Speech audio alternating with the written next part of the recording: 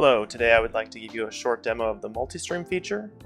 Let's start by opening my document template. To add a Multistream output, first open the output settings. Here you can see the new Wirecast Multistream output. Let's go ahead and add that. Here's where you configure the encoder. This will be the encoder that will be used for all Multistream outputs. Make sure to select a region that is closest to you. For me, that's US East. Here we can begin to run the speed test. This is different from a speed test that you would typically run on like speedtest.net. This is actually more closely to how streaming works, so the bandwidth should be significantly lower than you're used to. The ping is also slightly different. The ping is the round trip time rather than just the time it takes to the server. Let's go ahead and add a Multistream output. You can do that here and in the bottom left. Now let's add an output not to the Multistream. We can uncheck that and show what that's like. So this RTMP server output would not use the Multistream server. We can disable that.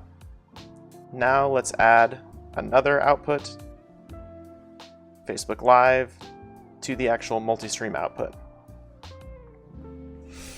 Here you can see how this is a child output of the Wirecast Multistream output.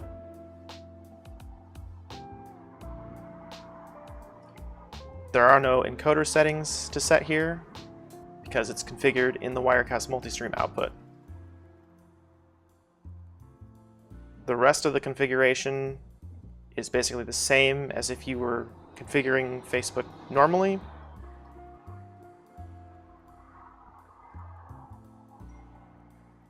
Now that we've finished this, let's go ahead and save. You can remove the RTMP server output. Let's go ahead and begin streaming. In the notifications, you can see that it's going to tell you when you've connected to the Multistream backend, and then it will tell you once we've connected to the Facebook output. Let's go ahead and verify that our Facebook output is connected.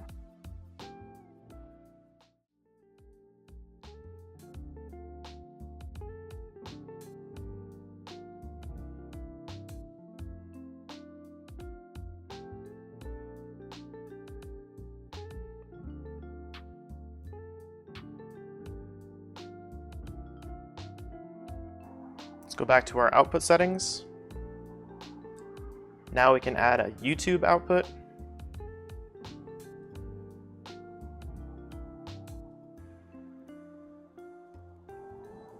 Again, this configuration is basically the same, minus you do not have to configure an encoder.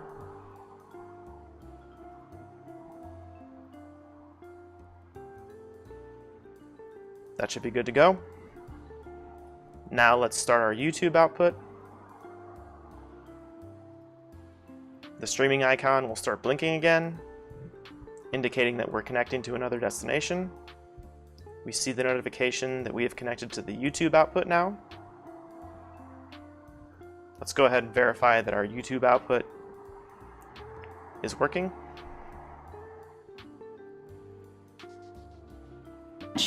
Parlez-vous français? Répétez s'il vous plaît.